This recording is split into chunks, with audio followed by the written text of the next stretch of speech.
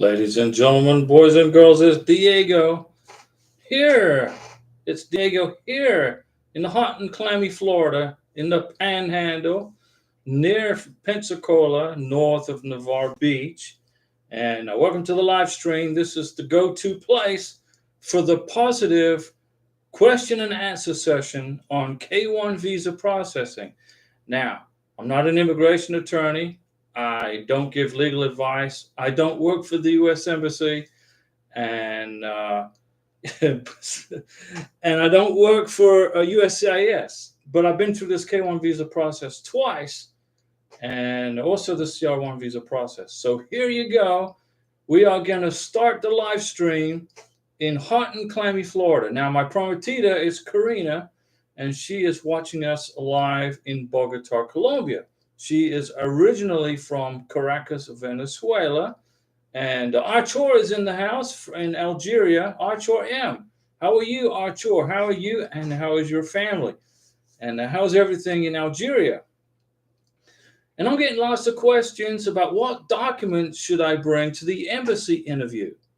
You guys gonna have your NOA2 letter.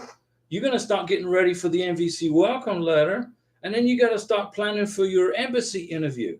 And it gets a lot quicker, guys, once you get your NOA2 letter, things are going to speed up. So you got to start planning, okay? And Kimani Young just checked in and said, "Hey Diego, it is hot in Jamaica, blazing hot." Well, that's my kind of weather. I'll come to Jamaica and go to the beach. That's the kind of weather I like, but I got to put sunscreen on, according to Karina. Licia baby Barbara, hello Diego, greetings from Nigeria. Hi Licia baby in Nigeria, Kamani in Jamaica, and Artur in Algeria.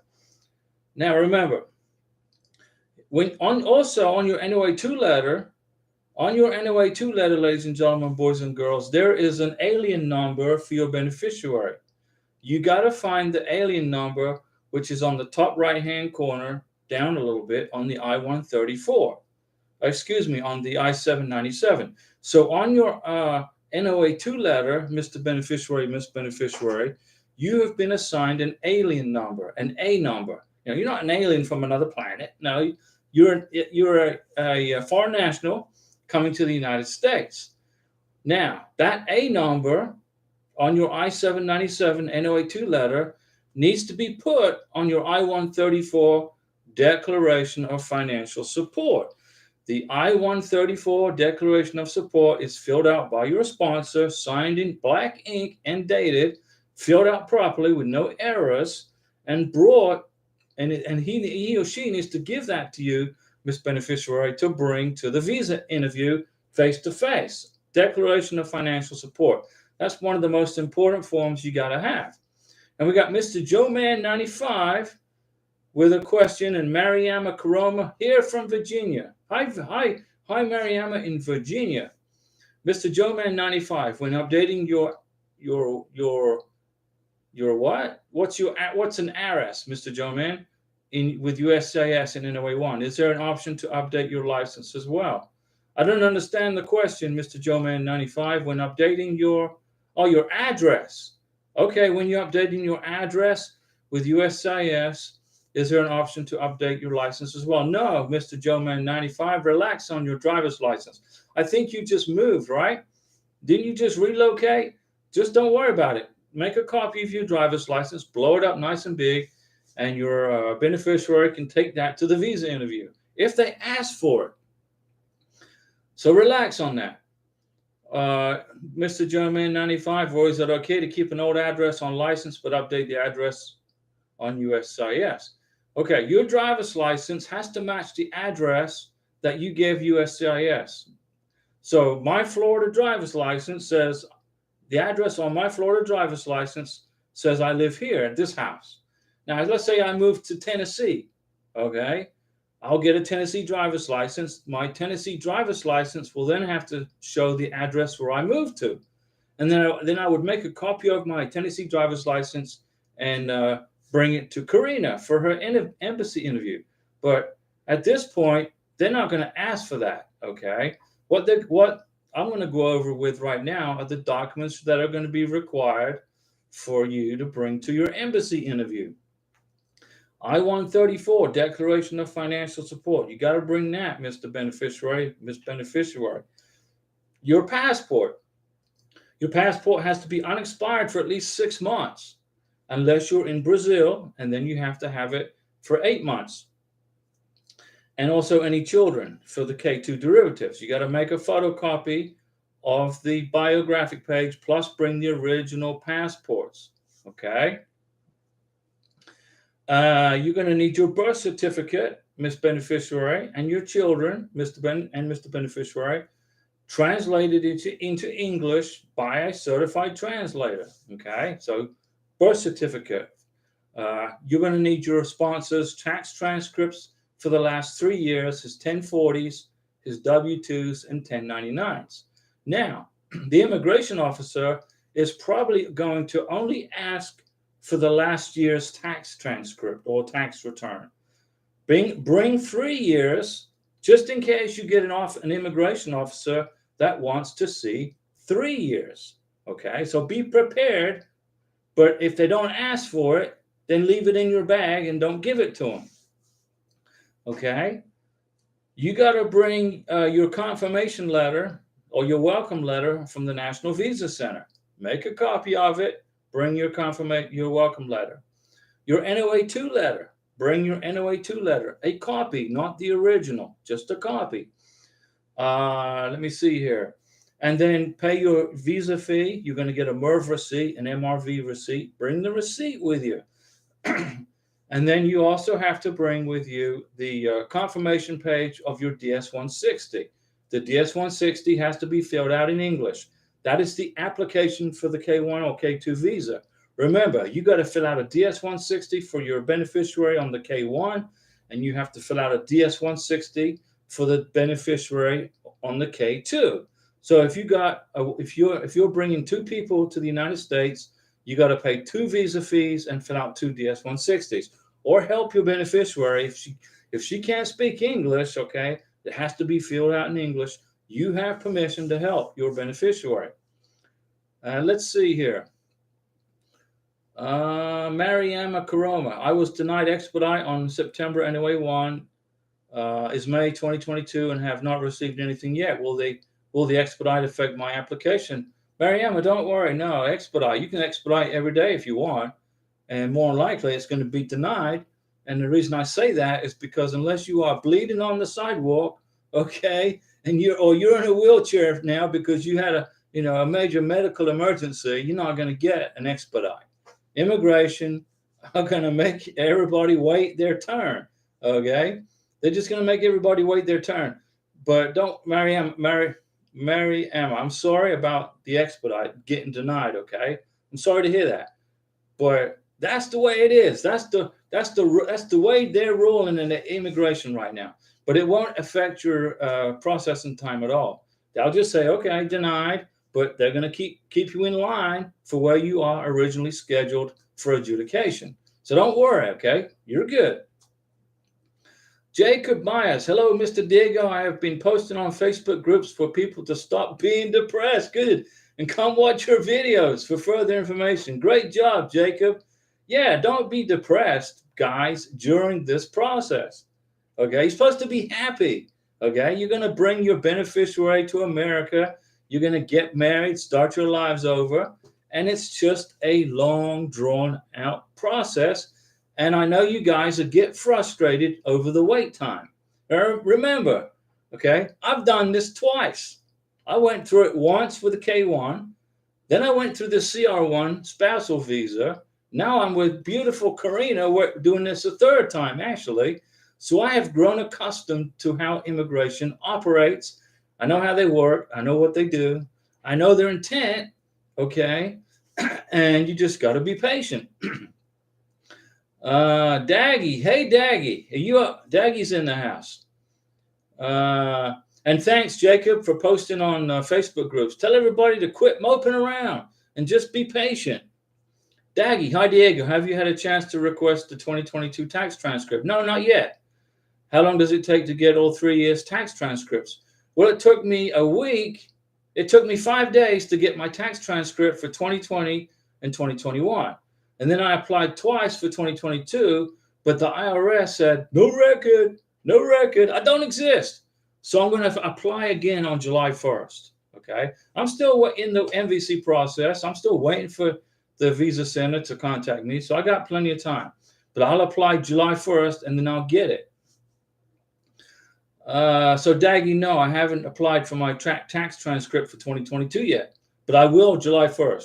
And then I will do it. Actually, you know how to do the process, right? You have the phone number, right? James Wright, hello from upstate New York. Hey, James, we hope you and your family are doing well in upstate New York. And a beautiful part of the country, lots of trees, lots of country. Mary Emma, thank you, Diego. No problem. Mr. Joe Man 95, you're a big help, Diego. We all appreciate what you do. Not a problem. I'm going to pull you guys over the finish line. Okay, I want to help you get through it. You can do this. You can do this. Okay. So what other? So let me see. Hold on, we got more questions. Larry Albright, I need more information. Okay, you need more information. I was just missing the judge's signature on my divorce. No problem, right? I got that corrected and sent it to them the same day. Boom. So it was such a minor thing on the RFE. And Larry, you should never have got that RFE, because if you were paying attention to the documents, okay, just pay attention that the judge hadn't signed off on it, the final divorce decree. Now, I'm not blaming you. There's a lot of paperwork in putting together a divorce, a K-1 visa. But that's one of the things you got to look out for. You got to have a finalized divorce decree. And Mr. Beneficiary, you have to bring certified copies of any divorce decrees from your sponsor. Okay. You got to bring the divorce decrees. Okay. So I got my divorce. I went down in town here into the office, the government offices. I went to the clerk. I said, hey, I need to get a certified copy of my divorce decree. Boom. She printed it. I paid her $15. She stamped it with a stamp. She signed it. I made sure it was the final copy, the final divorce decree signed by the judge, not the magistrate. And it was. Boom. And I got my second K-1 visa approved in 407 days. Not like I count days, but lots of people count days. And that's just the process. So pay attention to that kind of paperwork. You did good, though, on getting it done. And Mr. Najas. Hi, Mr. Diego. How are you? Doing great. Mr. Najas. Doing fantastic. And let's see. So you did good, Larry. Good job. James Wright. NOA 1, May 24, 2022. Okay. Received NOA 2, June 13th, 2023. And your fiance is in the Philippines. Which part of the Philippines, James? I can't remember. I think you told me, but I can't remember. Which part of the Philippines? Is Dumaguete, Cebu? I can't fully remember. Bryant Laws just got notified my case was approved. Whoa, high five, Bryant. Got his NOA 2. Now, don't forget on that NOA 2 letter on the top right, come on down, there is your beneficiary's alien number, her A number, okay? That A number, A, blah, blah, blah, blah, has to go on the form I-134, Declaration of Financial Support. Don't forget. So, your beneficiary now has her alien number, but that's got to be put on the I-134, the Declaration of Financial Support. Okay. Let's see. Good job, Brian. Mariama Karoma. I'm so stressed about the process, seeing all these June approvals. Mariama, I was seeing people getting their May approvals for 2 weeks, 3 weeks of May approvals, 2 weeks, approval. I was an April filer, okay? And I'm like, why are these people in May getting their approvals and I'm an April filer? Well, it's the process. You'll get it. Just be patient, okay? You'll get your visa approval. You qualified for the benefit. You'll be good. Just relax, okay, Mariama? No stress. We don't want to have any stress. Enjoy the process. Be patient. Watch a movie. Get on WhatsApp and chat with your sponsor or your beneficiary. Stay in touch with each other. Mariama, you are very helpful. I'm gonna help you guys. Okay, I will. If there is probably not one thing that I don't know in this process on how to answer, and I do it for free because I want to help you guys. I know what it is like to go through this process, and I went through it once before. It didn't work out. She didn't like America. Okay, not my problem. Boom, divorce. Took her back home. She's back with her family, happy as a clam. And then I met beautiful Karina, and I didn't throw in the towel. I didn't quit. I didn't roll over. I filed another K-1 visa. I'm only allowed two. Okay, this is it. So, and it got approved. Why did it get approved? Because I knew how to put the package together because of the last one I did. So Mariama, don't worry about June approvals. Just focus on you guys, okay? Jacob Myers, what would be the best way to cheer up my beneficiary who seems to have cold feet about not being able to leave for 2 years? 2 years? What do you mean cold feet for 2 years? So your beneficiary is telling you that she can't leave her home country for 2 years. Is that what you're telling me? 2 years.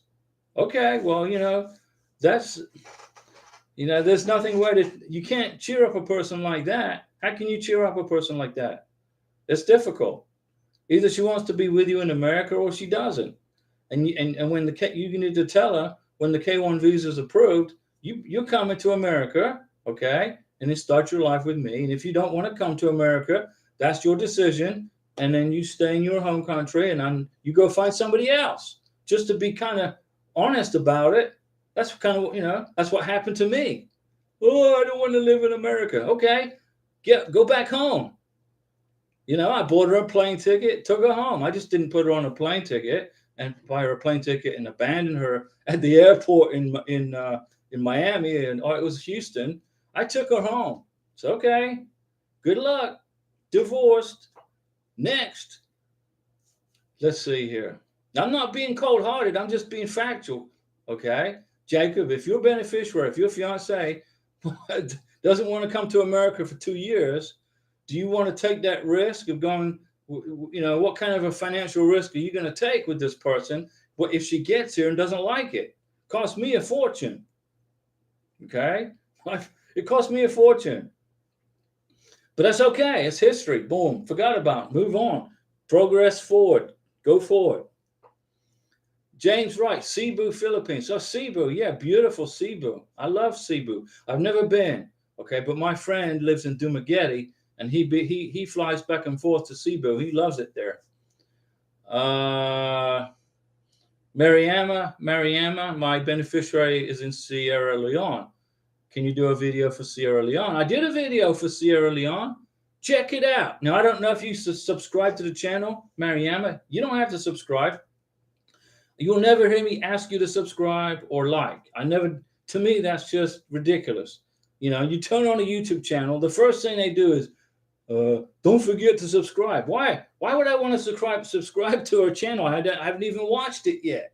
It just drives me crazy. So I never ask you to subscribe. But if you have, you can page down and you can find that video about Sierra Leone. It's in there. Linda Gibbs.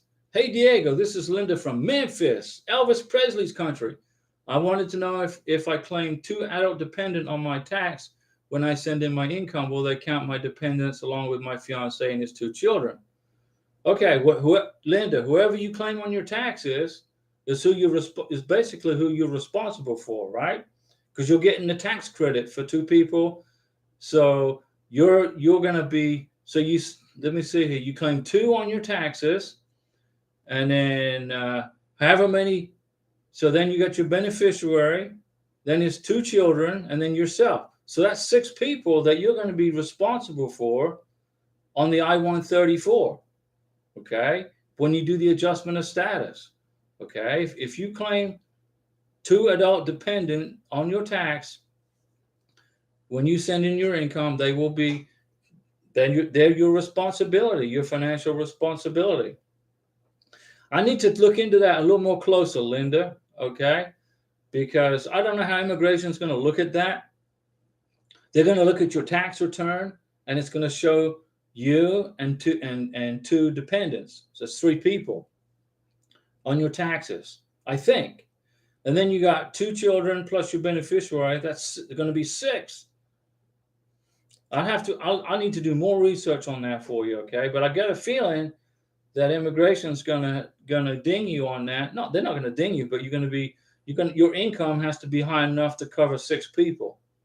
In my opinion, I don't know if that's right. I mean, it could. From past experience from other people, I think that's going to be the case. Susie Galdames, hello Diego, hola Susie. So Linda, I'll look into that for you, okay? I'll investigate it. But when you fill out the I-134, remember, you're going to include your last tax return.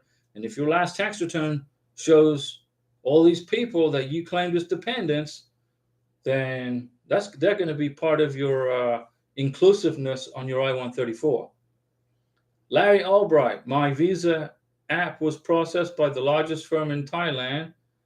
And anyway, how long approximately is the turnaround time after you send in what they ask for? Need more information letter. I don't fully understand your question, Larry, but the U.S. Embassy in Bangkok, Thailand is processing interviews. K-1 visas are getting adjudicated and put into passports for folks from Thailand. It's a couple of months is the turnaround time. So I don't fully understand your question, Larry. Repeat it differently. Phrase it differently. Mariama Karoma, I can't wait for my approval. You'll get it. Be good. You'll be fine. Jacob Myers, not being able to travel outside the U.S. Oh, yeah. Well, when you come to America, if she wants to travel outside of the United States, okay, you're going to have to apply for an advanced parole document.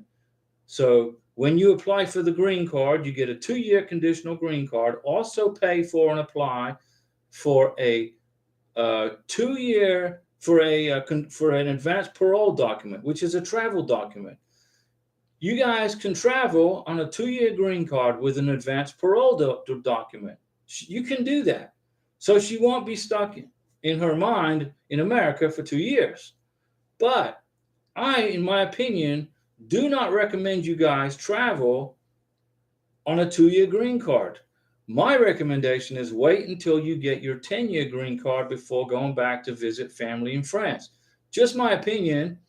I can tell you that from past experience, I know somebody who left the United States on a 2-year green card with an advanced parole document, and they wouldn't let them back in the country because they stayed, I think, out of the country for 6 months, and the Border Patrol officer didn't believe that she was for real or whatever the story was. He wouldn't let her back in. But you can travel on a 2-year green card with an advanced parole document. So make sure you tell her that, okay? She's not going to be locked down in America. She can travel. You can travel. But in my opinion, don't do it. But you can do it. Let me see here. Got lots of questions. Mariama Karoma, you're only allowed 2. You're only allowed 2 K-1 visas, Mariama. If you do 3, you have to get a waiver and a permission letter from USCIS. And it's very difficult to get a 3rd one. And normally you would get a 3rd one if, say, for example, your spouse died, okay? Or you got a divorce and she returned back to her home country. Immigration is trying to prevent people from marrying people, bringing them to America, and then they take off and then divorce, and then you marry somebody else and bring them to America, then get divorced, and then marry somebody else. Immigration doesn't want to see that, okay? They're blocking it. And it went through what's known as an Embraer rule. The Embraer rule says you can have 2 K-1 visas. First one doesn't work out, life happens, immigration understand that. Second chance, you get a second chance. I'm on my second chance. Thank you, immigration. I appreciate you guys giving me a second chance. So I'm on my second chance, but there's no 3rd chance for me. I'm done. Okay, this is it. Karina is my prometida for eternity. Let me see. Susie Galdames, I've been through the process K-1, and Diego has been very supportive and helpful. We got approval for the month of May. Patience is the beholder. Yeah, Susie. Well, I appreciate those kind words, and I'm going to keep on helping you guys, okay? All the way to the finish line. And for the new folks who are coming in, I'm going to help you guys too. Mariam is going to look for that video on Sierra Leone. Abduli Jallo, watching from United Arab Emirates. Fantastic. I really appreciate your support.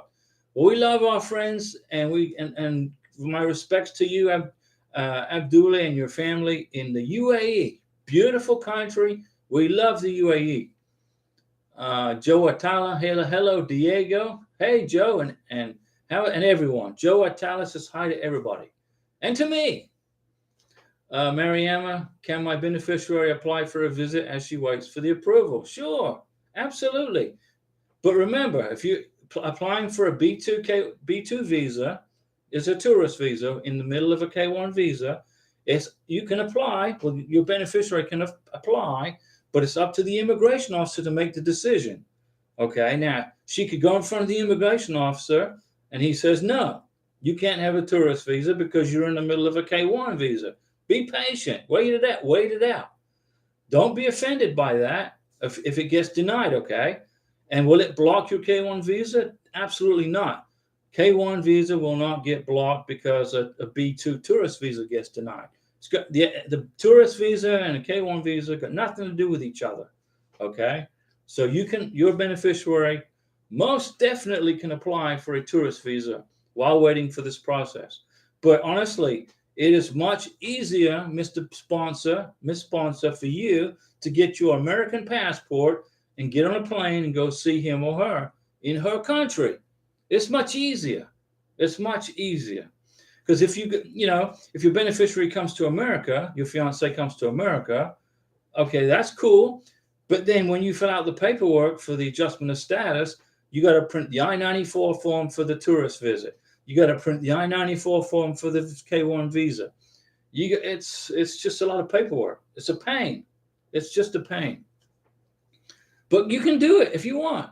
But remember, it's up to the immigration officer to approve it. Joe Atala, I have a good news to share with you. We got approved on June 12th, and we got our NOA 2. Our NOA 1 was April 22nd, 2022. I'm glad you stayed patient there, Joe. Thank you for everything and all the helpful info. Keep watching all your videos.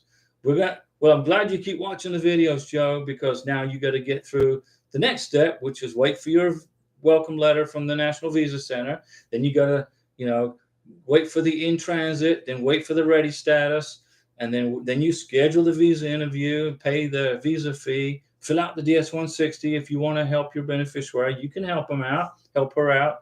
Boom, you're good. Stick with the channel, guys, and we'll get you all the way to the finish line. Yasin Sandy, my fiance was to do tax with her ex-husband for the last 3 years. Is it okay to bring with me this tax in my interview? Your fiance was to do tax with her ex-husband for the last. Why is your fiance doing her taxes with her ex-husband? They're separate. They're parted. They've parted ways. She went this way. He went this way. To me, that doesn't make sense to me. It doesn't make any sense why that's happening. Okay, I don't understand. It should be she's filing single now, not married. If she's married, then she can't be in a K1 visa. You need to ask. You got to ask a few more questions in that case. When I got divorced, I'm filed single male, filing single. Susie says congratulations to Joe Atala and Claudia Razniak. Hello from smoky Alberta, Canada. Hi, Claudia. How is everything in beautiful Canada? The maple leaf country. Beautiful Canada. And Alberta, too. Pink Rose. Hi, Diego. How's it going? Thank you so much. I appreciate what you do. Like you, friend, waiting and waiting and waiting for my welcome letter. Pink Rose, you'll get your welcome letter. You're good. You're going to get it.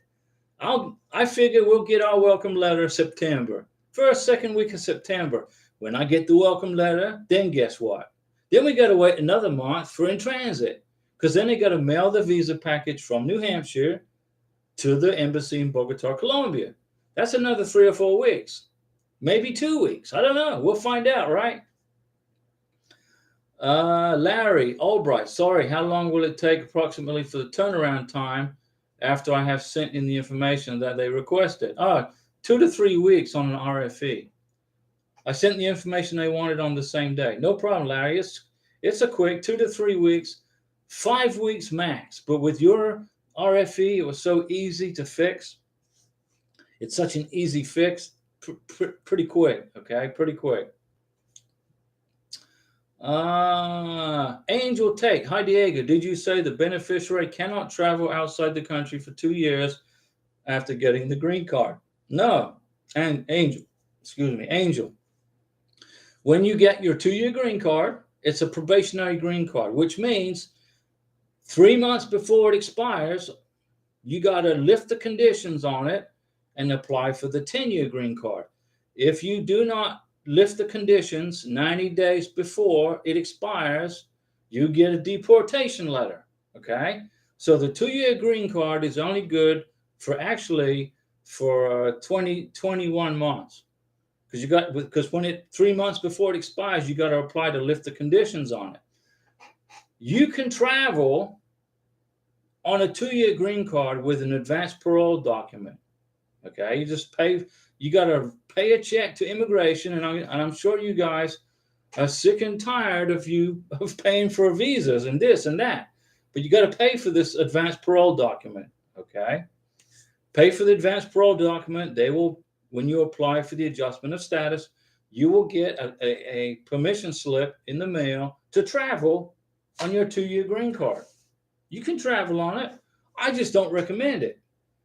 I just don't recommend it. I recommend traveling on a 10-year green card. But you can travel on a 2-year green card with an advance parole document. Angel Tate. Hi, Diego. Did you say... No, I just answered that question, Angel. Let me see. Lola Ali. Lola. Hey, Lola. My immigration lawyer said do not apply for a tourist visa because it can hurt your K-1 chances to have another denied visa. No, that's not true, Lola. That is incorrect. You're a beneficiary, okay? You as a foreign national or your beneficiary has an absolute right to be a tourist in the United States of America. You can come here as a tourist, but if you are in the middle of a K-1 visa process, okay, you need to make sure you tell the immigration officer at the interview for the B2 tourist visa, hey, I'm in a K-1 visa process. I want to go see my sponsor on vacation because I haven't seen him or her for 6 months or whatever. And you want to go spend some time with him or her. And then the immigration officer will make a decision on yes or no.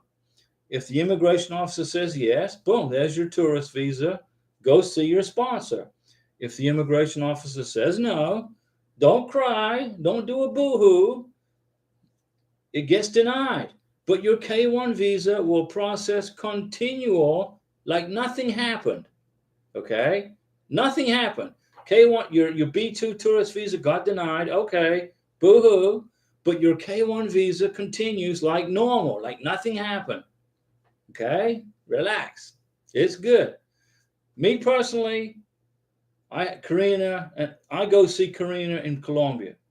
Okay, I can get on a plane in Pensacola, fly to Miami, fly from Miami to Bogota, and Karina picks me up at the airport, and we go home to our apartment. It's easy. It's like jumping on a Greyhound bus. Although Colombian immigration, they don't like me too much. Well, there's one lady. She gives me a hard time every time I go into Colombia. Everybody else is cool. Every immigration officer, remember, I've been to Colombia 20 plus times. And out of 20 times, I get this same lady twice. And twice, she's been just a horrible person. I'm like, man, what's her problem? Maybe she just doesn't like Americans. I don't know. But anyway, so 2 out of 20 isn't too bad, right? So anyway, that's 10%, right? Larry Albright. Hello, hang on a second. Ooh, Pink Rose. What about I-134? As a beneficiary, there's no need. No. Pink Rose, the I-134 is the Declaration of Financial Support. You're a sponsor. The sponsor fills out the Declaration of Financial Support. The sponsor, okay? He or she signs and dates it and fills it all out. On the I-134, there's a spot for the alien number. He gets that, or she puts that in there on the I-134 from the I-797 NOA2 letter. Guys, if you've got your NOA2 letter, look on the top right-hand corner of the NOA2 letter, and you will find an A number for your beneficiary. That is her alien number, her foreign national number. That goes on the I-134 when you fill it out, Mr. Sponsor, Miss Sponsor. Isma Arce, saludos desde Cuba, Diego. En espera por un traslado MVC igual que usted dice que este torneo. Sí, señor. It takes, Isma, it's going to take 90 to 100 days to get you a welcome letter from the National Visa Center. Sí. Paciencia, por favor. Paciencia, relaja. Espera. Pero relaja. No estreso este proceso, por favor. Relax, Isma. You got this, okay? 90 days, 100 days, boom. Welcome letter from the MVC. It could be 60 days. Say 0 día, pero no lo sé. Relaja. Diana Figueroa. Hello, any June 2022 approvals? Yes, Diana Figueroa. There's been a couple of June approvals. Okay. You can't wait to get yours. NOA 1, June 3rd, 2022. We can't wait for you to get your NOA 2 letter, Diana. También. Yo también. Es bien. Pronto, sí? Pronto. So yes, June is processing for visas. Yes. Larry Albright, thanks a bunch. You are the best. You guys are the best. You guys are hopefully learning a bunch of stuff. So I'm taking all this information from my brain and I'm transferring it to you guys, okay, to help you get through this. Janet Smith, is the 10-year green card include the initial 2 years? No, Janet. Here's how it works. This is how it works. You get in America, you get married, you get your 2-year green card. 3 months before your 2-year green card expires, you have to adjust the status, and then they mail you a new green card, which is for 10 years. But the 2 years counts towards the citizenship process. So the issue date on the 2-year green card, you look at the issue date, and then because you're going to be married to an American citizen, your sponsor, you can, in 3 years from the issue date on your 2-year green card, you can apply for U.S. citizenship if you want to, okay? But the 2-year green card is for 2 years, and then the 10-year green card is for 10 years. So that's 12 years, right? It starts off 10 years, not 8 years. I understand your question. So you get your 2-year green card, and then you apply for the 10-year. Then you get a new green card, brand new. Nancy Fanilda. Hi, Diego. Hi, Nancy. How are you? How is your family, Nancy? Linda Gifts. Thank you, Diego, for making this process so much easier. You have helped me so much. Listening to you, I learned how to be patient. Good. And know that everything now is up to God. Yes. And you skipped my other question. Well, Linda, let's not skip your question. I got to go back through here and find it. I apologize, Linda, but I don't see it. Where is it, Linda? Okay, here it is. Can you give me income amount for 6 if I have income for 6? I'm going to have to look that one up, Linda. But I'm going to have to look that one up for you. I might have it right here. Okay, so you guys bear with me, because I've got to find how much income Linda needs for 6 people. And that's a good thing to know now, planning ahead, right? Let's see. Income requirement. Bear with me, guys. For USCIS, that's immigration. Let's see what we got here, okay? For 6 people, right? And we're gonna pop that up. Lola Ali, thanks, Diego. So Linda, no problem. I'm sorry I missed your other question. I'm gonna figure it out for you right now. Okay. Boom. Let's see here.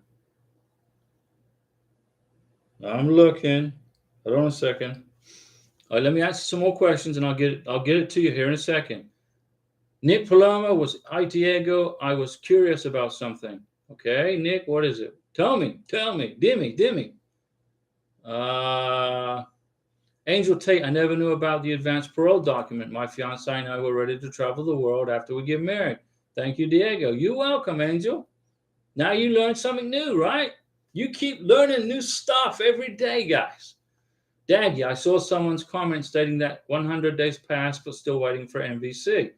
What is going on in the welcome letter for the... Yeah, it could take 110 days. It could be 90 days. It could be 60 days.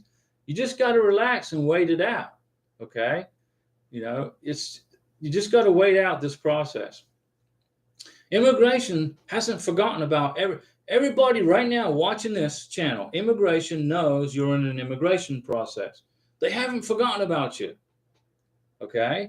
Some take longer than others to get processed, but they haven't forgotten about you. And by congressional law, they have to adjudicate your case. They have to give you an answer. They have to. Let's see, Nancy, what's years for tax return to bring to the interview? 3 years, 2020, 2021, 2022. Now, hold on a second. I got to get this income requirement here for our friend. We're going to find it. Now, this is going to be 125%, okay? I'm going to go with 125%.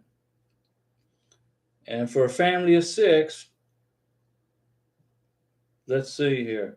It's going to be family of 6, $50,350 is 100%, and then 125% is $62,950.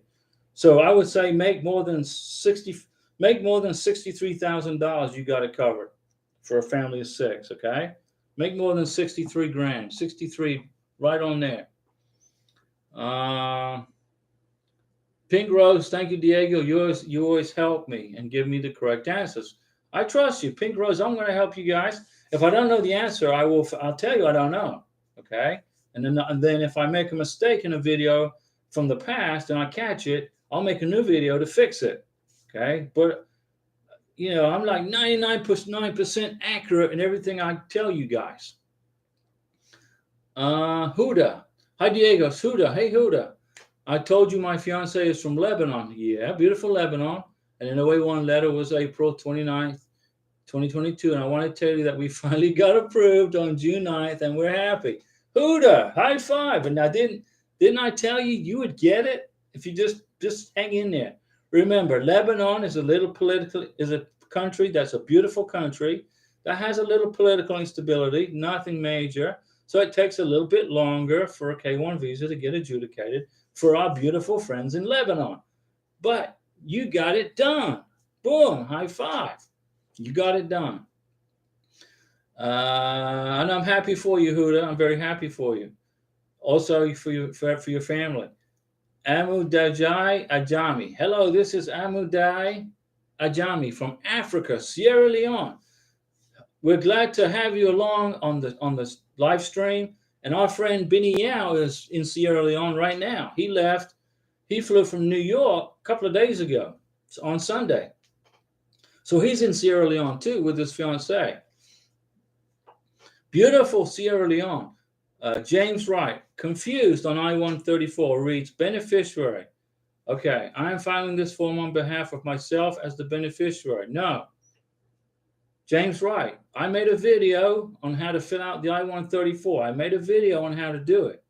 But when you look on the I-134, there's 2 boxes, one up here and one on the right. You check the one on the right, okay?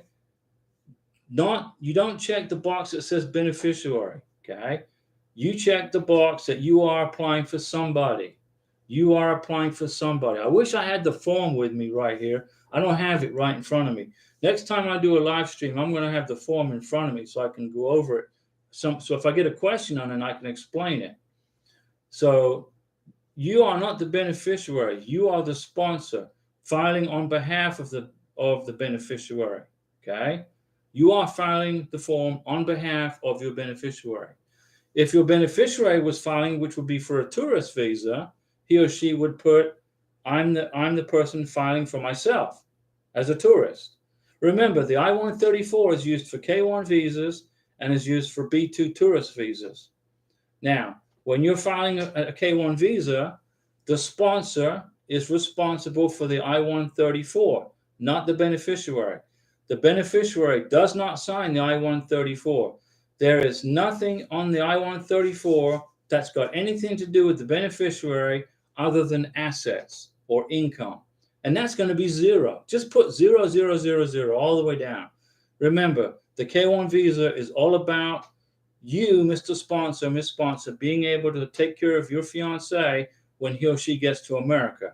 And when you fill out the I-134, that tells immigration how much money you made for the year, okay? And if you don't know how much money you made for the year because you got a new job and your income went up, you can estimate it, okay? But if you watch, I made a video on how to fill out the I-134. Go watch that video, and it will clear up all of your confusion. Angel Tate, congrats to Huda. Janice Smith, no, Amudai Ajami. Thanks, Diego, for helping share vital information on here. You got it. This is critical for you guys because you want to be with your wife and husband, future wife. You want to get married. You want to be together. Separation is not easy. I'm used to it. Okay, I'm accustomed to it. I was in the Navy for 20 years, so I'm used to being apart from family members for a long time. So I'm kind of used to it. You guys are not used to this kind of stuff. You are not used to it. It's difficult. So I'm going to be your guide and get you through it. High five, Pete B. Super chat. Thanks, Pete, for that. I'm going to take Karina to eat. There's a sushi place in Bogota, believe it or not. They got a sushi place in Bogota. Fantastic. Now, I don't eat sushi. I'm going to eat something else. But Karina will eat the sushi on Pete. Thank you so much, Pete. Woo! High five, super chat for Pete. Now, let me see what questions here. I don't want to miss anybody, okay? Angel Tate, have you heard of anyone completing their entire K-1 visa process in 1 year or less since the pandemic? Zero. Well, except one person. Excuse me, I stand corrected. There was one person who was in the military, in the U.S. Marine Corps, who was getting deployed in an emergency deployment, and their visa got wrapped up in about 11 months total. But that's one case out of 55,000 plus. Daggy, I know we have to wait longer for a K-1 visa. I thought that when we are in the NVC stage, every case is processed the same when issued a welcome letter, other than the embassy stages. Yeah, that's right. 90 days is the average, Daggy. It's 90-day wait. Some people, unfortunately, wait 100 days. Some people are lucky and get it in 60 days.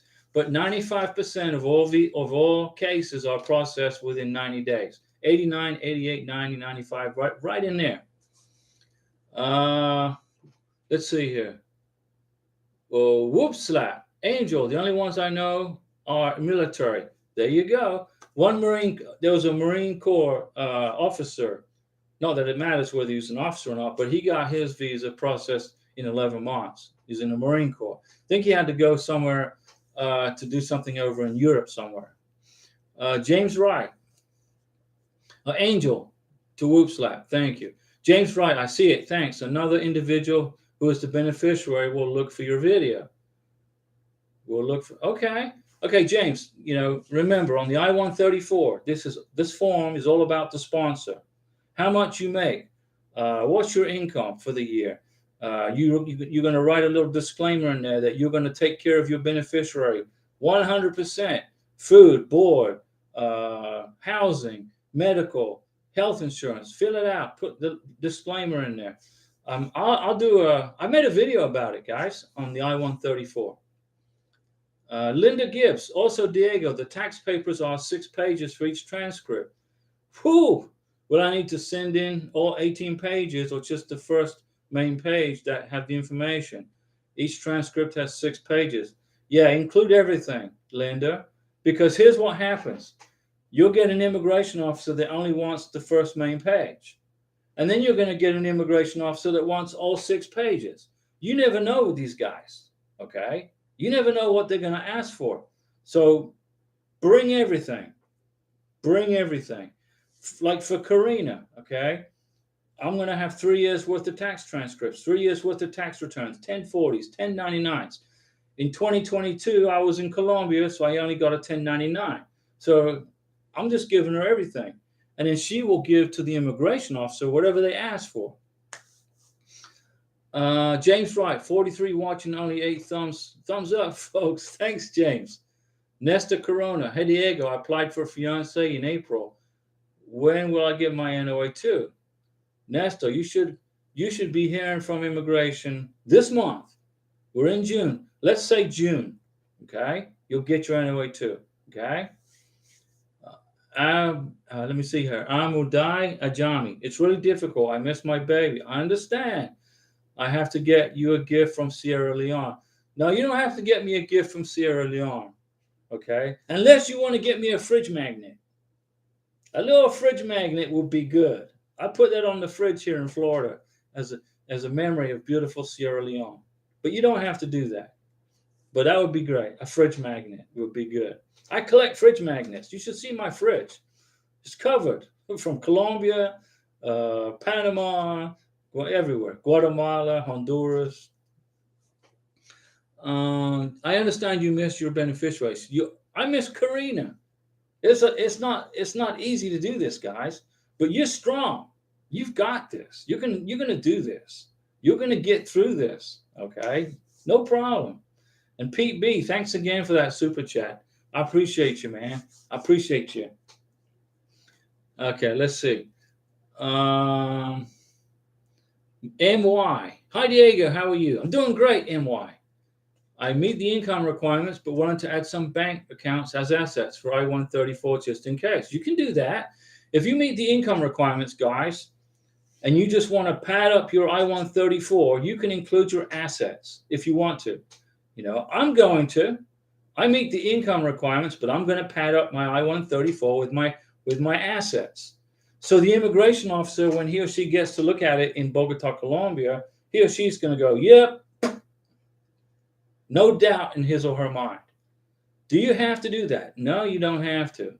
But do I recommend it? Sure, I recommend it. It adds strength to the interview. Let me see. So the bank gave me a statement that includes my accounts and also joint accounts that I have with a parent. Is that okay to add in the assets section, or should I remove it from the statement? You can add it to the assets.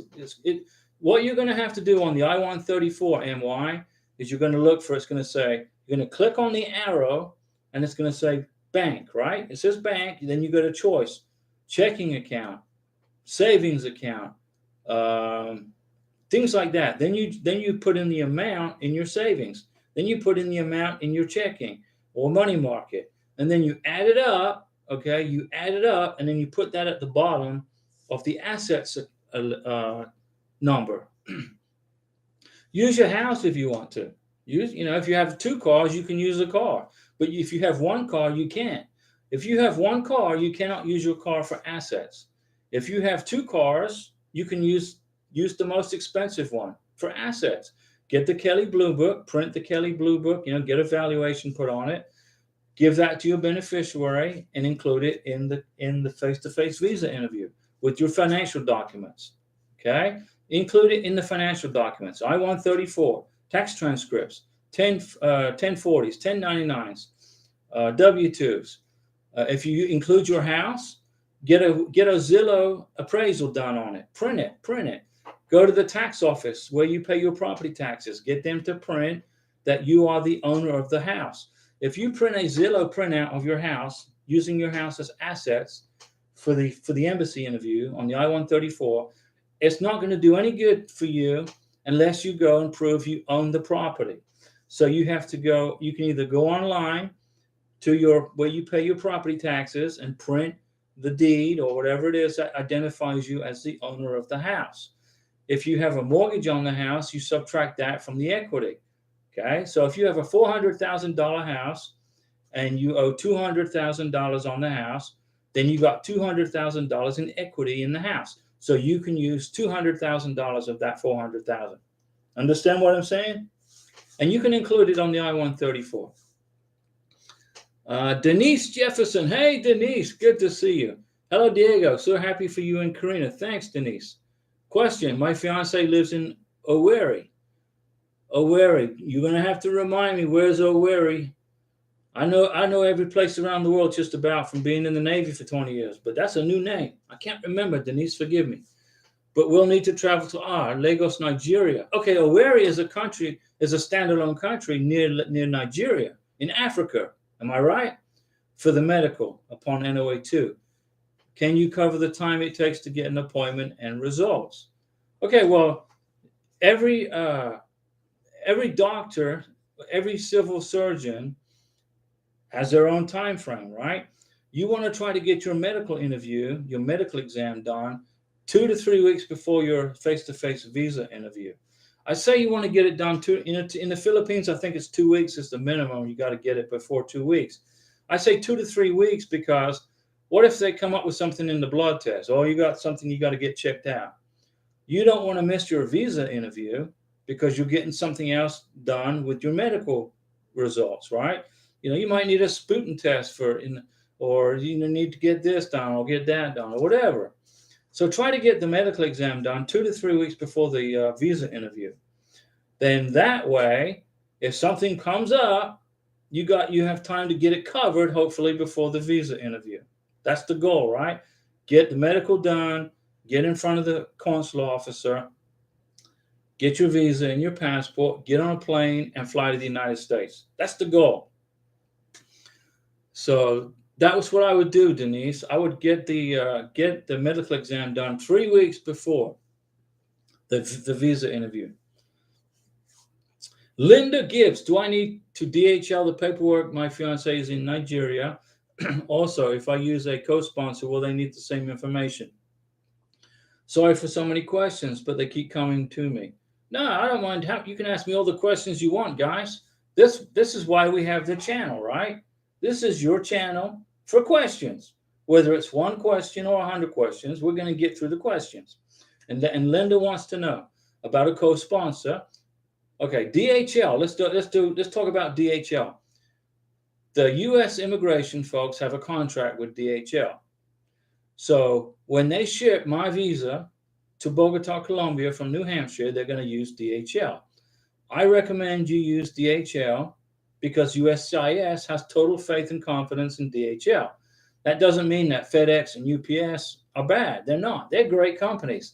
I used UPS to ship my K-1 visa to the lockbox in Dallas, and I used FedEx to ship some documents from Bogota, Colombia to the United States. So I've used UPS and I've used FedEx, and I used DHL in the past too, a couple of years ago when I had to ship stuff from Colombia to here. So I've used DHL, FedEx, and UPS, but I recommend DHL.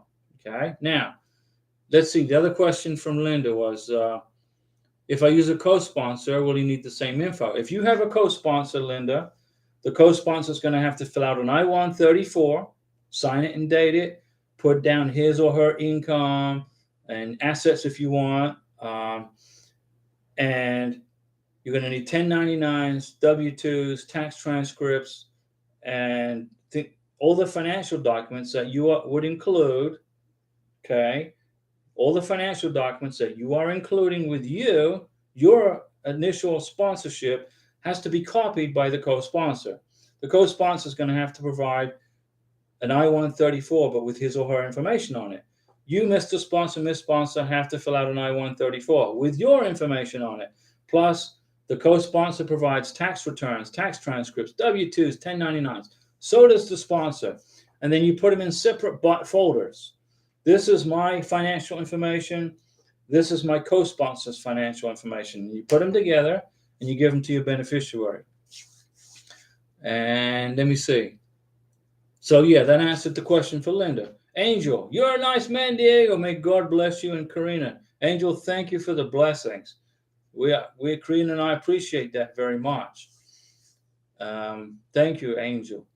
Nestor Corona, I applied April 2023. Okay, so you just started the process. Just wanted to get an estimated time. Well, it could take for you, Nestor, maybe 10 months. I'm thinking 10 months. So maybe February, March, February next year, because the process is speeding up so much now that you're probably going to see a 10-month turnaround, maybe a 9-month turnaround from NOA 1 to NOA 2. That's a guess, okay? But I talk from experience, and a year ago I was predicting what's happening now, right on the nail, boom. So I would say you're going to have a 10-month turnaround, 9-month turnaround. Let's see. James Wright, need tax transcripts, not personal copies of my tax returns. James, get both. I have three folders back in the bedroom back here. The folder number 1 is my tax transcripts, my 1040s, my W-2s, and my 1099s for 2020. Then I have a folder for tax transcripts, W-2s, 1099s, 1040s, tax transcripts for 2021. And then I've got a folder for 2022, and I've got everything except the tax transcript, because I'm going to wait till July 1st to apply for that, because the IRS is not very fast in processing information. So Denise Jefferson, that's a big one right there, Denise. Thank you for that super chat, Denise. Man, with you and Pete, okay, Karina and I, we're gonna eat good when we go to when I fly to Bogota to see Karina, probably September. I'll probably be able to eat a good chicken curry at the Miami airport on that. Thank you, Denise. You are a gem. I appreciate you guys. Let's see here. Thank you, Denise, for that. So James, yeah, you're going to need tax transcripts and 1040s. If you don't have the 1040s, make sure you got the tax transcripts at a minimum. Okay, at a minimum. And you might be able to, you should be okay, but you never know with these immigration officers. There was I'm trying to remember which country it was. I think it was South Korea. And the beneficiary, she had the 1040s and the W-2s, but she didn't have the tax transcripts. So she went into an administrative 221G hold. It took 3 months for her to get another interview and the tax transcripts. It was just a mess, okay? So get both. Get the tax transcripts and the 1040s, okay? Have them both. W-2s, 1099s. If you got both, you got it covered, because you never know what these immigration officers are going to ask for, okay? So I'm just trying to protect you guys, okay? If you can get the 1040s, call the IRS. They may charge you for the 1040s. The tax transcripts are free. May Cruz Madriaga. Mariana Coroma. This live chat is so helpful. Well, Mariana, that's the goal. We want to help you guys. And then, everybody in here watching, you have ideas on what you're experiencing too, and you guys can help each other. What if, there's people from Bogota, Colombia watching this, beneficiaries in Bogota, Colombia, who are watching my process, because I'm going to be going through Bogota, Colombia. And you got folks from Sierra Leone with, everybody helps everybody else. And the goal is to get the visa and the passport, get your beneficiary to America. That's the goal. So you guys can get married. May Cruz Madriaga. Hi, Diego. Does my petitioner from Michigan need to send a CTC copy of his divorce documents for the Manila Embassy interview. Certified copy, yes.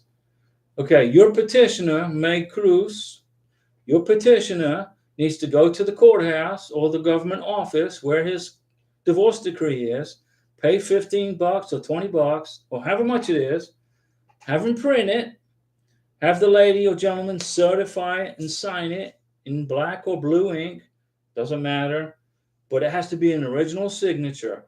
Then he, your sponsor, then must DHL to you or FedEx to you or UPS. I recommend DHL. Those documents, okay? When I go to see Karina in September, back in the bedroom, I've got a certified copy, boom, stamped and signed of my divorce decree. Final copy, okay? Finalized. Judge's signature. And the lady stamped it. I paid her, it was like $18, I think. And it's in the back. So when I go to see Karina in Colombia, I'll bring it with me. And then she'll bring that to the visa interview because they're going to ask for it. They're going to ask for the certified copy. Okay, not a scanned copy, the one with the original ink, wet ink on it, like the I-134. Mariama Karoma, should I send my tax returns and W-2 to my beneficiary for the past 3 years? Yes, just copies, Mariama Karoma, just copies, okay? Not the original, just make copies. Nestor Corona, thanks amigo, God bless. De nada, gracias Nestor, muchas gracias para ti. Chopper Holly in the house. For your friend of beneficiary, your fiance is in Cambodia, if I remember. Cambodia, right? Diego, what is the process for getting permission to work for our future wives? Well, Chopper Holly, what happens is when you file for the adjustment of status, you're gonna wait. That's when you're waiting for the green card and the Social Security card. You can also fill out an EAD paperwork, which is a work permit. You can apply for a work permit. It costs money. It ain't free. It's just like the advanced parole document ain't free, but you can fill out a document. And I got the process right here in front of me, actually. Let me see. I got it right here. And I'll do a separate video about that. But you apply for the EAD card, okay? You pay for it, and you include it when you adjust the status to green card. So you got your adjustment of status paperwork ready to go. You include in there an advanced parole if you want to travel, and you include in there a work permit request or an EAD card, okay? And then your fiance will get a work permit. So yes, Chopper Harley, it's easy to do. And you want to know the process? I got it right here. I tell you, I think I got a PhD in immigration. Okay, but I will get that ready for a live stream on Saturday or Sunday. If you can join us Saturday or Sunday, I'll go over it with you. Okay.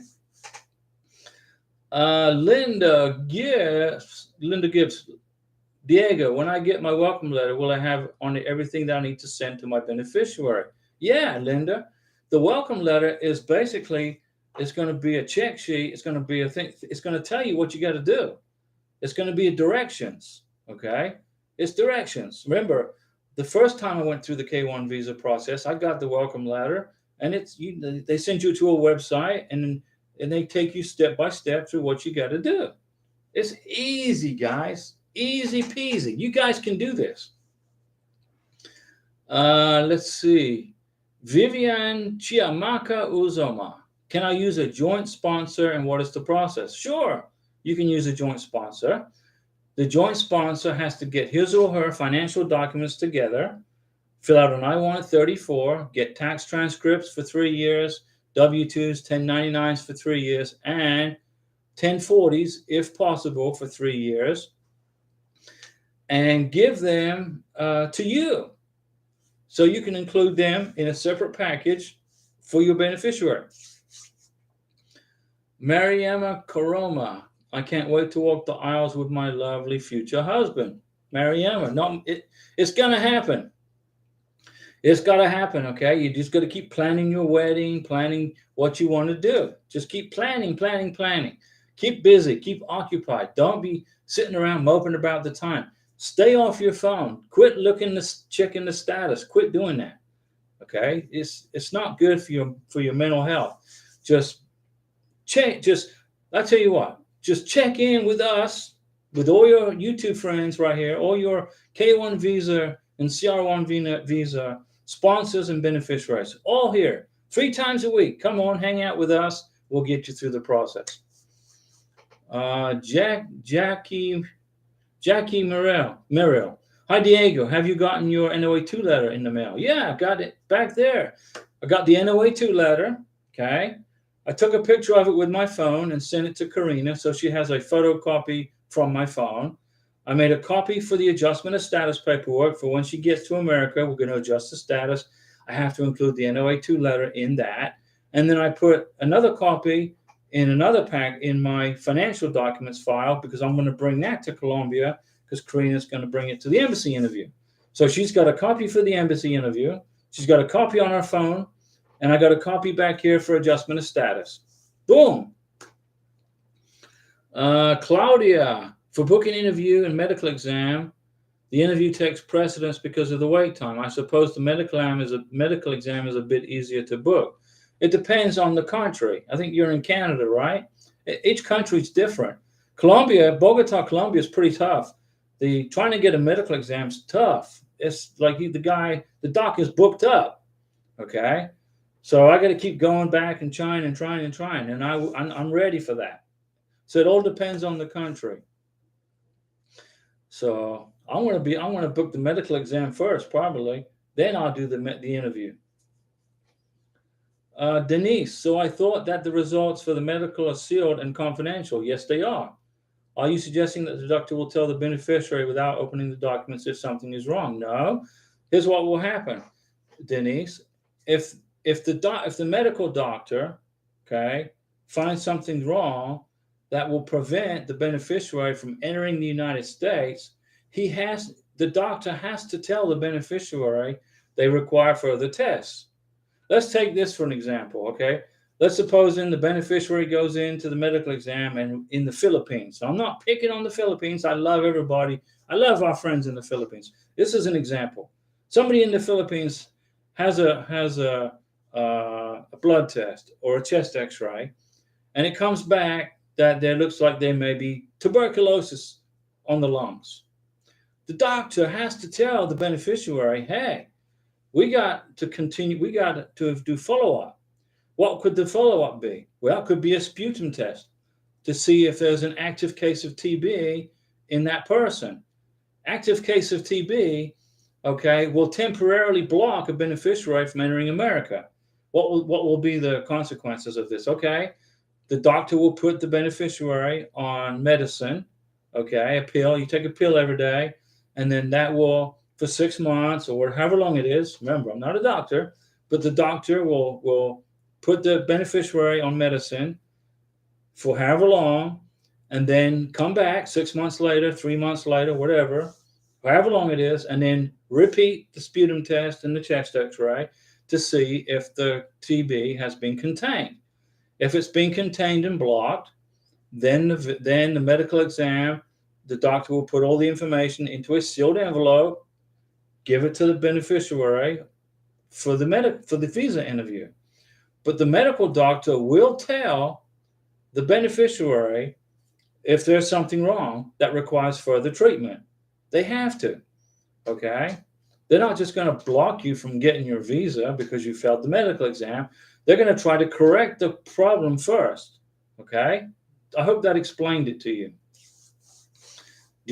I hope that explained it to you, okay? The medical exam is private and it's secret, but the doctor will talk to the beneficiary if there's an issue, and the doctor will try to correct the issue for the beneficiary. Let me see. Claudia, Montreal is quite far from where I live. I have to do medical exam and interview in one trip. Yeah, if you live a long way away, yeah, you want to try to get it done in one trip. You know, what I would do is get a hotel and stay in that town for 3 days and do it over a 3-day period. So you're not rushed. Okay. And then that's what I would do. May Cruz Madriaga, gracias Diego for all your information. De nada, no problem. Me alegra, te gusta tu información. Vivian Chimiaka Uzuma. Hi Diego, should I go with the same photos I sent to USIS? Yeah, bring those photos with you, plus new ones if you've been together. If you guys have been back together with each other and got more pictures, bring those too. Mariama Koroma, do we need to take proof of text messages for our relationship? Because the last time we saw each other was a year ago. Yeah, you need to print up text messages for the last year, two to three a month. So print about 30 text messages covering 12 months, and that will cover you. Okay, 30 text messages over 12 months. If you can go back that far and find them, that's what I recommend. Okay. Gislani, hi Diego. When in the process they ask for the tax return? At the embassy interview. When you get at the face-to-face embassy interview, they're going to ask for the tax return. You can include it in the K1 visa package if you want to. If you haven't filed your K1 visa yet, you can include the last tax return if you want to. I did, but you don't have to. But normally that's where you hand that information over to the consular officer at the embassy. Let's see. Jackie Morrell, from getting the NOA2 now, how long is the time for the MVC? 90 days. And when it's in the MVC, is that when you do the whole process for the DS-160, uploading information to the SEAC? Okay, you don't have to upload, Jackie Merrill, you don't have to upload anything to the SEAC system. Nothing. You don't upload documents to the SEAC system. You go into the SEAC system, okay, and the only thing you got to upload is a passport photo. That's it, and that goes with the DS-160. So you enter the SEAC system, which is the Consular Electronic Application Center, and it's ran by the State Department. The State Department website, totally unhackable, okay, totally secure. You go into the SEAC system. Once you get your welcome letter, they will give you directions on what to do. You go in there and you're going to go ahead and look for the in transit. Then you're going to look for the ready status. You can't do too much until you get ready status. When you get ready status, then you pay the visa fee, fill out the DS-160, schedule the medical exam, schedule the visa interview, and decide on which place you want your beneficiary's passport to be picked up. Now, for Karina, she lives in Bogota. There's like 50 million places, addresses where there are lock boxes all over Bogota, where she can go pick up her K1 visa once it gets approved and put in her passport. So I will send her the addresses, and she will look for the one closest to our apartment and pick that one. So, but you don't have to upload anything to the SEAC system. You don't upload birth certificates, passports, police certificates, none of that stuff. But you got to bring police certificates to the embassy interview, okay? If you lived in a country other than the one you live in, plus the one you live in, like Karina lived in Venezuela and Colombia, she'll bring police certificates from Venezuela and Colombia, and I'll translate them into English. Basic stuff. Easy, guys. Let me see. Chopper Holly. Any recommendations for preparing for your future wife? The USA is so different from other countries. Yeah, Chopper Harley. Here's how I helped Karina. I sent her a link to the road signs for American driver's license. When she gets to Florida, she's going to get her driver's license. She can't get her driver's license till she gets her Social Security number.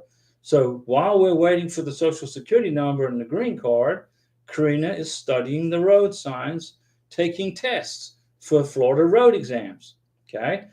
So by the time she gets all of her, green card and everything, she will be ready to take the tests to drive a car. I'll teach her how to drive. We're going to go find a field somewhere here in northern Florida. There's plenty of open fields on private land where I can take her to go and tear up the car and have fun. I'll teach her how to drive. But while she's in Colombia, she's studying every day the road signs. If you're from the Philippines, okay, Chopper Harley, your fiance is from Cambodia. Maybe there's a Philam club or a Cambodia club in your town where you live in the United States where you can go meet up with those folks and say, hey, my fiance is from Cambodia. Do you have any gatherings? Do you have any monthly meetings? So, she will maybe make some friends from Cambodia who live already in America.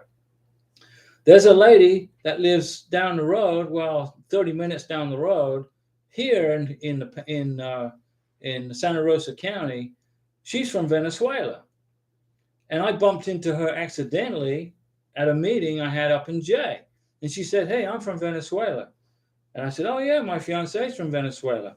So I got her WhatsApp number and I sent it to Karina. So now Karina has a friend here in Santa Rosa County from somebody from Venezuela. So now she has somebody who is from her neck of the woods in Venezuela. So it's going to make her transition to Santa Rosa County in Florida a little bit more easier. Okay, she's already started to make friends here, and she's not even here yet. So those are my advices there, Chopper Harley. See if there's any Philam clubs or Cambodian family clubs. Get her started on running the road signs for wherever you guys live, so she can get her driver's license. See if there's anybody from Cambodia that lives in your town that you could maybe get information from, and send her the numbers to, so they can communicate, and it'll help her be more relaxed when she comes here. Jacob Myers, when it comes to traveling with the advanced parole green card, we would still have to apply for a visa if the country requires it, from the Philippines, being the U.S. passport is stronger than many others. Yeah, Jacob, if you got an advanced parole document and you want to go on vacation to a country that requires an American citizen to get a visa, and a Filipino citizen, it's a little hard. I find that it's a lot harder for Filipinos to travel around the world than for Americans. And that's unfortunate, because there's lots of beautiful Filipinos that would love to come, to the USA or travel different countries and go on vacation. But it's hard to get a tourist visa. And that's just, our immigration process. But you're right. You got to have a visa to travel. An American passport is very strong.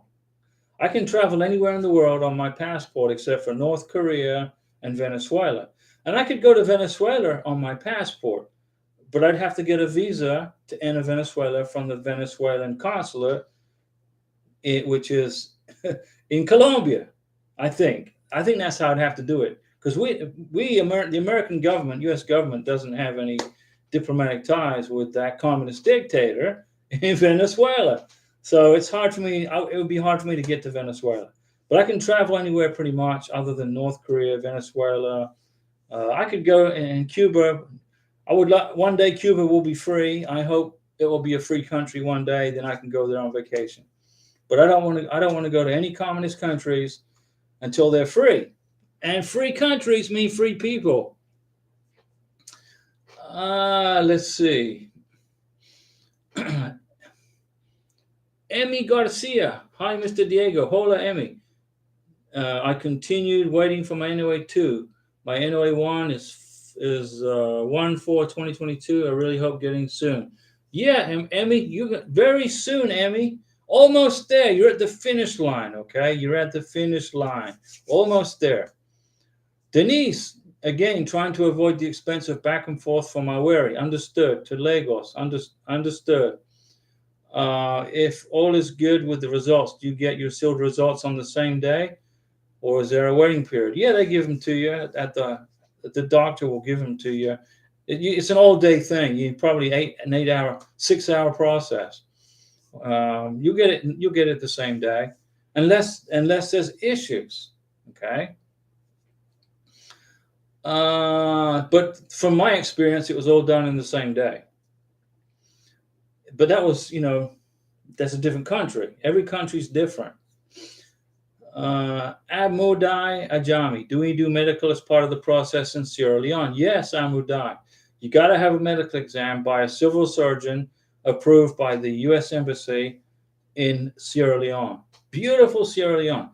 The whole world, everybody in the whole world applying for a K1 visa has to get a medical exam. Everybody, every single country, whatever it is, whatever country it is you live in.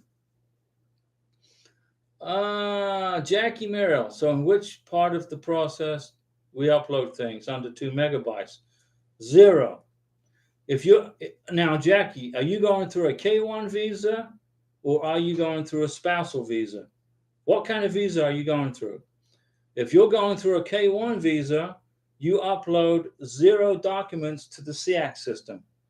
Everything gets mailed directly to the embassy by the MBC.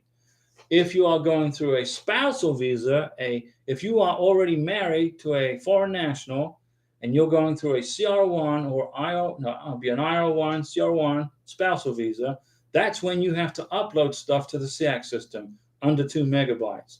Only in a spousal visa, not a K1 visa, which is why I love the K1 visa. The K1 visa is so easy. It's so much easier, guys. They get my stuff. I've put together the package. It goes to Dallas. Dallas sends it to California.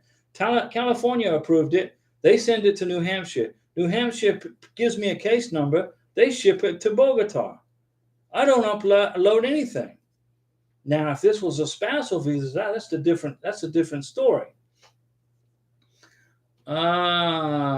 Teja Sweeney Mumadi, I'm kind of scared. No, you're not scared. Come on now. I already included the I-134. It's a declaration of financial support, not affidavit of support.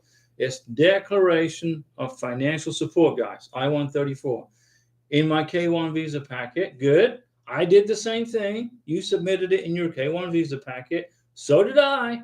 But the one I submitted was a year old and it expired. But that's okay. It's expired. I fill out a new one for the embassy. So you're good. So now can I send my fiance the I-134 to my fiance to not face any problems? Teja Sweeney, Mamadi. Wait till after July 31st because the I-134 expires on July 31st.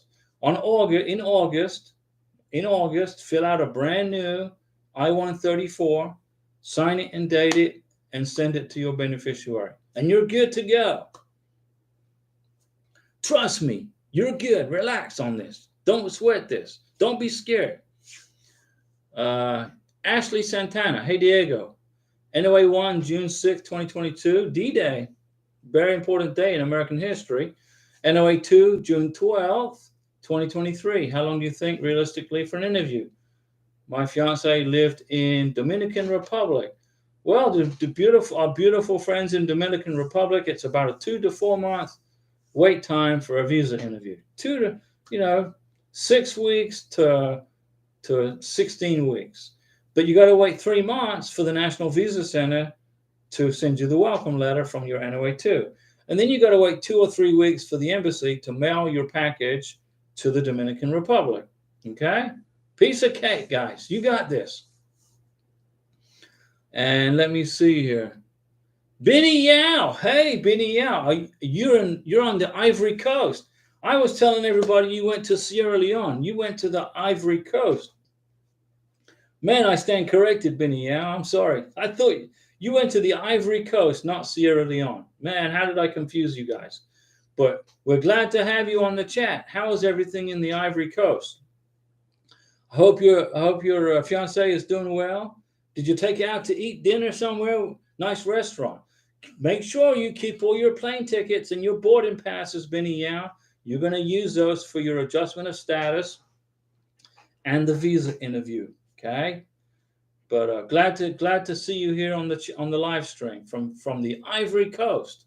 Jacob, even if the American one you don't need to apply for a visa. It just arrives, but for the Philippines they require.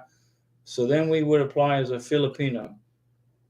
Okay, Jacob, if you want to travel to the Philippines with your fiance, once you get married, you got to have an advance parole document, okay? And then whatever the requirements are for a Filipino to then enter the Philippines, there's no visa required. There's no visa required for you. Jacob, you can enter the Philippines for 30 days at a time and get an extension on your visa, on your entry. I could fly to the Philippines tomorrow and I get 30 days automatic. Then I go to immigration and then I just extend it and extend it, you know. But there's no visa required for your new wife to fly to the Philippines if she's Filipino. She'll just be going back home. But she's got to have an advance parole document. Teja Sweeney Mumadi. I really want my fiance to get his visa approved without any problems. You will. I miss him. Yes. I want to, and you want to be together. You will be together. Okay. Just don't let immigration take a nap up in your head. If you had issues, you would have heard about it from the Knox box. And then your NOA2 letter. Did you receive your NOA2 letter yet? Let us know. Ashley Santana, can you talk about the proof of income thing? Is this required in all cases? Okay, proof of income for Ashley on a K1 visa. In order to qualify for the visa, at the face-to-face visa interview, your sponsor's income has to be 100% of the minimum income requirements put out by the federal guidelines. Okay? To adjust the status to green card, your income has to be 125% of the minimum income for green card. Remember, a K1 visa is treated as a temporary visa, so you only have to be at 100% minimum income. If you can't reach 100%, you can use assets. You can use your house, a second car, bank statement, checking account, savings account, things like that. Unless you're in the Philippines, then you can't. And then when you get to America, you have to reach 125%, which of the minimum federal income requirements for the family size. So if you are a family size of 2 or 3 or 4 or 5 or 6 or 7 or 8, then you have to make more money, okay? And if you live in Alaska or Hawaii, then you have to make more money because the minimum income requirements are higher for people that live in Hawaii and Alaska. That's sponsors, okay? So you got Google minimum income. I made a video, in fact, about it. What are the minimum income requirements for a K1 visa? I made a video about it. Let's see. Jason Mabry. Hey, hello, Diego. When I visit my fiance in September, we plan on getting her police report done. Okay, that's fine. It will be sometime early next year before our interview. Is this a good idea? Well, which country, Jason? Is she in Colombia? I'm trying to remember which country. Remind me again which country, and I'll give you the best answer. Remember, the police certificate is good for 2 years from the issue date. Janice Jefferson, yes, you speak about issues if a beneficiary has a serious non-curable medical condition. So HIV is not going to block a person from entering the United States on a K1 visa. HIV is not included. I would assume that to be auto denial. No, HIV, no. And thus no need to proceed with the final interview. If you have a non-curable disease that the medical doctor says is blocking your beneficiary, not yours, Denise, but whoever, from entering the United States, then the interview's over. That's correct. But HIV is not included on that list. HIV will not block a beneficiary from entering the United States on a K1 visa. You know? And then and if there's a serious illness, you know, that can be treated in the United States, that won't block you either. If it can be treated, you'll get your visa. Miguel, will MVC reach a 1 month waiting time anytime soon? I doubt it, Miguel. No. 2 months will be probably the best case scenario. But right now, 3 months. Not right now. Rakib Islam. Hi, Diego. How are you? Doing great, Rakib. How are you? Will you attend an interview with your fiance? I will be in Bogota, Colombia at the embassy with Karina. Yes, indeed. I will be right next to her. Will I get any questions? Probably not. But Karina is going to be well prepared. Yeah, and Tejaswini Mumadi, yes, I've received my NOA2 letter. June 2nd, good deal. Jacob, I don't think you understood my question. I mean, like me, I fly to Japan. I get 30 days free. Okay, great. But for Filipino, oh, okay. So your question is, can a Filipino fly to Japan? And it requires a visa. Yeah, in order for a Filipino to fly to Japan, I believe that a Filipino needs a visa. So you got to get all that stuff lined up before you travel. See, you got it. You can do it, or just you got to plan this stuff, guys. If you're going to travel, if you got a Filipino wife and you want to fly to Japan from the United States, then you can enter the United States, Mr. American, with your blue passport without a problem. The Filipino, I don't know, probably going to require a visa. Nikel Morha. Diego, my first fiance has visitor visa interview, so she can visit me. There you go. Does she need any documents from me? No. It's a tourist visa. A tourist visa. Everything's on her. She has to provide all the documents, not you. But the K1 visa is different. Then you got to provide her a bunch of stuff because that's on you. Denise, is there a way to know exactly what the docs will be looking for? This will allow for us to be proactive and start getting tested and vaccines now rather than racking up medical bills at the end. Yeah, Denise, the medical doctor is going to do a basic physical. He or she, the good doctor, is going to look in the ears, look in the eyes, look in the nose, look in the mouth. It's non-intrusive. Draw some blood and maybe take a chest x-ray and ask some questions. That's it. Bring the vaccination records to the medical exam. Bring the vaccination records.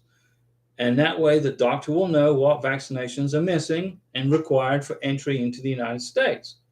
It's simple. It'll take probably an hour at the most. Relax, Denise. It's a non-intrusive exam, okay? They don't dig around anywhere. Whoop slap. You can travel to Philippines for 60 days, I believe. It just got approved. Okay. 60 days, great.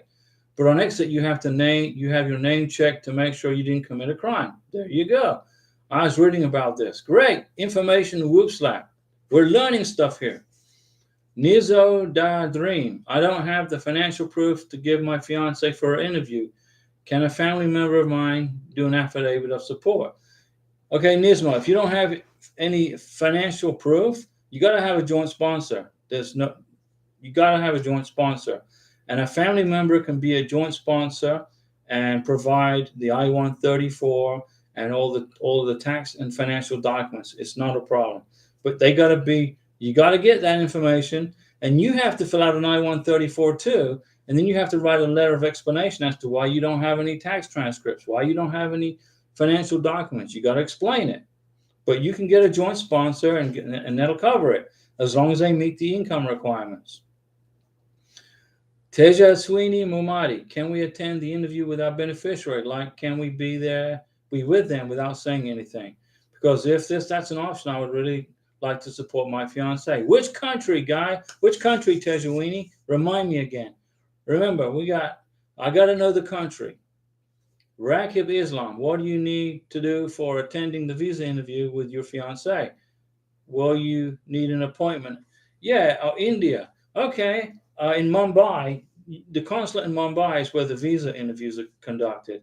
And I can't remember if you're allowed in to the consulate in Mumbai.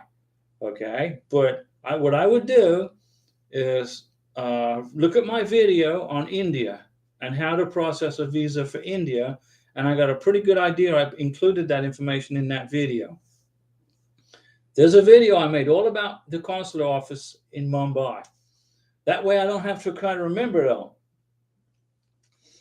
And I think, honestly, I think you can attend in Mumbai. I got a feeling, I think you can. But watch that video because that will give you the answer. And then you can email them because I included in the video where to contact the consular office in Mumbai.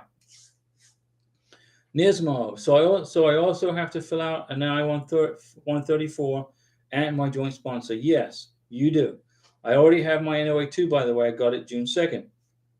Perfect. Now get your financial documents together.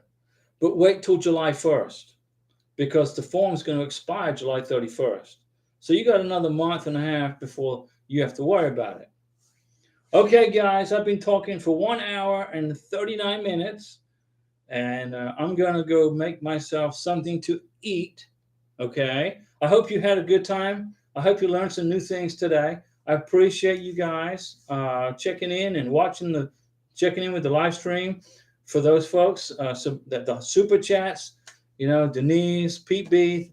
I'm gonna take Karina out to eat dinner at this sushi place in Bogota. She's gonna love that, and I'm not gonna eat sushi though. I can't eat sushi. Oh, I do. I like it, but I'm kind of leery about it. I might get sick or something. I don't know. Nothing personal. So thanks, Denise, for the super chat. Pete B, thanks. And I'll see you guys on Saturday at 7 p.m. for the next live stream. Thanks for see you guys later, okay? I'm hungry. I got to eat something.